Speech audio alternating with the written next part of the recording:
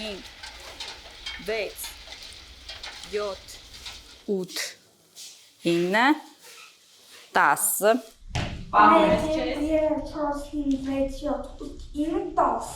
12-ամյա արևը հենաշարժողական համակարգի սահմանափակումներ ունի։ Մարինեի միակ նուրբ ու զգայուն դուստրը այժմ ինքնուրույն է դարձել։ 2 տարեկանում են բացահայտել խնդիրը։ Ֆիզիոթերապիայի արդյունքը աղջնակի մայրիկի համար ակներև է։ Մի քիչ երկար պահի վերևի։ Նման մայրիկները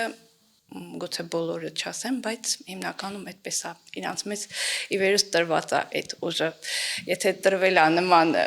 յուրահատուկ, առանձնահատուկ բալիկներ, ուրեմն Աստված ի վերուս տրել է իրանց մեջ այդ ուժը, որ կարողանան հաղթահարեն բոլոր դժվարությունները եւ օրինակ լինեն մյուսների համար։ Հույսի եւ հավատի օջախ հասարակական կազմակերպությունն է մեկ հարկի տակ հավաքել սահմանափակ կարողություններ ունեցող երեխաներին, նպատակ ունենալով նրանց շրջանում զարգացնել մանկական սպորտը։ 45 շահառու ունի այս պահին հաստատությունը։ Նրանք ֆիզիոթերապիայի եւ հոգեբանի հետ աշխատանքի շնորհիվ փորձում են դառնալ ավելի ինքնուրույն։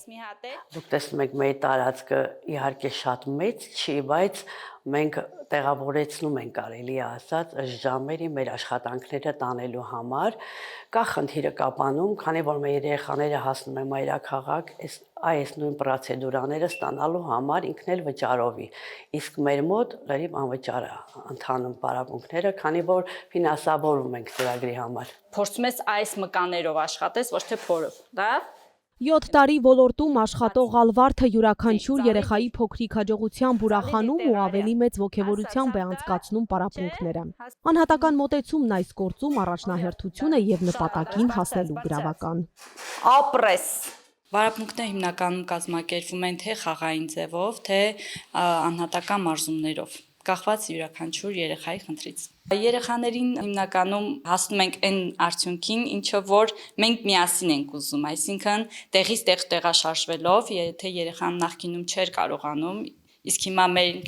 երկար աշխատանքների շնորհիվ հասնում ենք այդ արդյունքին, դա երկուսիս երջանկություն է պարգևում, քանի որ ինքը լիարժեք է արդեն իրեն գտնում հասարակության մեջ, եւ դա տալիս է իրեն ինքնավստահություն, դա ուրախացնում է եւ իրեն եւ ինձ։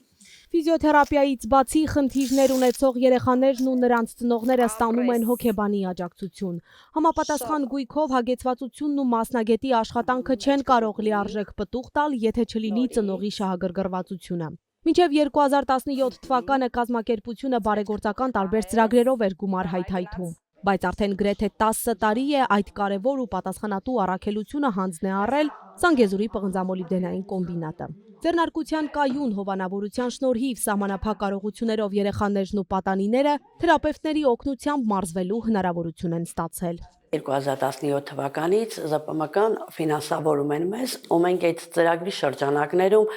տարբեր միջոցառումներ, տարբեր պարապմունքներ ենք անցկացնում։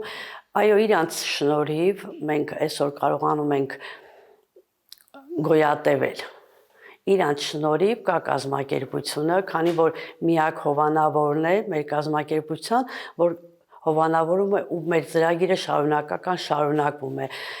Եթե չլինի իրանց հովանավորությունը, ինձ թվում է այս երեխաները կզրկվեն ամեն ինչից, քանի որ նման տեղ չկա, որ կարողանան երեխաները հաճախեն ու նման ծառայություններից օգտվեն։ Հանքարդյունաբերական հսկան ծրագրի կյանքի կոչման համար հատկացնում է տարեկան 4 միլիոն դրամ, որով ձեռք է բերվում համապատասխան գույքն ու ապահովում մասնագետների աշխատավարձը։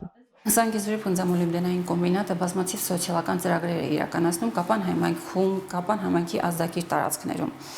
Նմանատիպ մի ծրագիր իրականացնում ենք Կապան համայնքում։ Բարեգործական հիմնադրամը 3 տարի է ինչ ֆինանսավորում է, շուրջ 12 միլիոն դրամ է արդեն ներդրվել հասարակական կազմակերպությանը, որպեսզի կարողանան հոգան իրենց խնդիրները եւ լինեն երեխաների եւ ծնողների կողքին։ Այստեղ չեն ժխտում, օգնության կարիք ունեցողները շատ են, հնարավորությունները ցավոք սահմանափակ։ Շահառու երեխաներից ոմանք ունեն նաև այլ ծառայությունների կարիք, որոնք կենտրոնում առայժմ հասանելի չեն, բայց դրանց ընդլայնման ուղղությամբ արդեն իսկ քայլեր են ձեռնարկվում։ Նարեկ Խաչատրյան, Ռոբերտ Օհանջանյան, Սյունիք լուրեր։